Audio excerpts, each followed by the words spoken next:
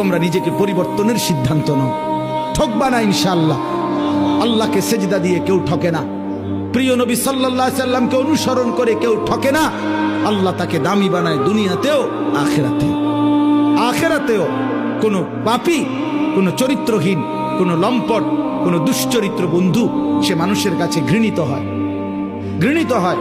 তোমরা যারা 5 ওয়াক্ত নামাজ পড়ো না, তোমরা লজ্জিত ঘৃণিতই হবা ভাইয়া। আল্লাহ তাআলা আমাদের সন্তানদেরকে বুঝার তৌফিক দান করেন।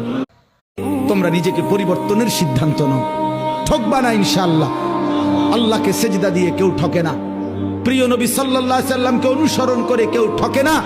আল্লাহ তাকে দামি বানায় দুনিয়াতেও আখিরাতেও।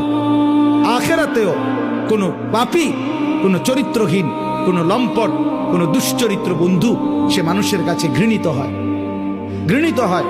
তোমরা যারা 5 ওয়াক্ত নামাজ পড়ো না, তোমরা লজ্জিত ঘৃণিতই হবা ভাইয়া। আল্লাহ তাআলা আমাদের সন্তানদেরকে বুঝার তৌফিক দান করেন।